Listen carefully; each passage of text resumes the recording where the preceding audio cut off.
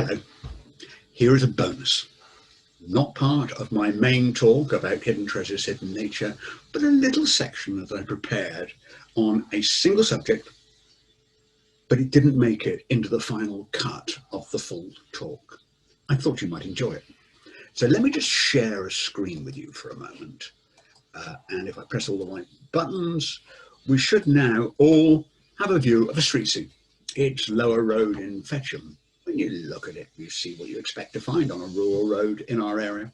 Street furniture, there's a car down there on the left-hand side, immediately to the right of the car, lamppost and a couple of people walking. They happen to have a pushchair. But what I want you to see in here is in red on the right-hand side, because there, in amongst the bushes, there is a pillar box. Now we're all familiar with pillar boxes. There are 115,000 of them in the country. The statistics show that 98% of the population live within 800 yards of a pillar box. But when you look at a pillar box, what do you see? I suggest that what you do is you look at it, and what you're really interested in is when are the collections going to take place and what day is the collection going to take place, because you're interested in catching the next mail, making sure your post is collected and then gets delivered to the destination in the time frame that you expect. So that's what you look at. But actually there's more to letterboxes than just that. And that's what this little talk is all about. Let me take you to Ashtead, a village in the top right-hand corner of Mole Valley with a population of about 14,500. If you look at the number of pillar boxes and letterboxes they've got, here's a map of them that somebody had prepared. The big blues are pillar boxes, the small round ones are letterboxes. And there's about one pillar box letterbox for every 500 people who live in Ashtead, about 30 of them. But it's the pillar boxes that I think are important because they cover the history of pillar boxes in this country. And it starts with this. In each case, I put the date of the pillar box down on the black bit at the bottom. Here, this is an 1887 pillar box. The colour red had been standardised in 1885. And this, when you look at it, it's the cipher on the front that's important, because this has VR, the Victoria Reigns. So this is a Victorian letterbox.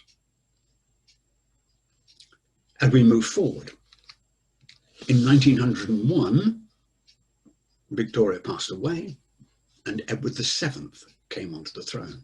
And there is an Edward VII pillar box. And I like this very ornate cipher that you get on the front of an Edward VII postbox. You then get George V. This again is in Ashtead, and it's on the wonk. It's not vertical. And I discovered, as I looked at pillar boxes, I was surprised at just how many of them are not straight. Now, it could be that because they're made of cast iron, they're very heavy, and if there's a clay subsoil, there's a risk of subsidence, or they have been bonked by, a passing vehicle. Interesting thing about George V letterboxes, you get GR as the insignia, but there's no regnal number. It's just George Reigns.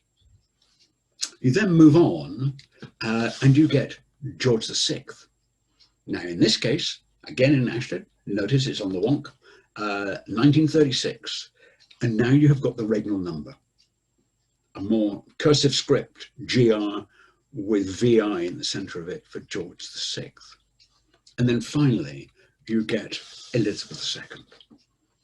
And the majority of the pillar boxes in the country are E2R.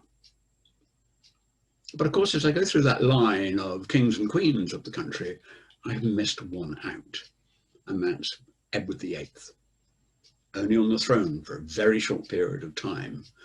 And there were 161 letterboxes and pillar boxes that were made for his reign.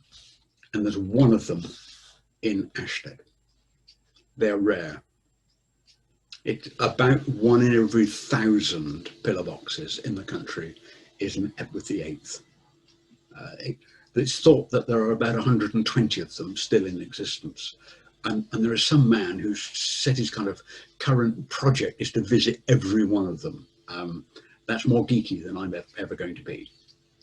But what's interesting is that here, in a village with a population of under 15,000, you can track the whole history of pillowboxes in this country in that one village, from Victoria through Edward VII, George V, Edward VIII, George VI, and up to and including Elizabeth II. I hope you enjoyed it. It's just a little bonus and something that I thought you would enjoy. And I'll now turn off my recording.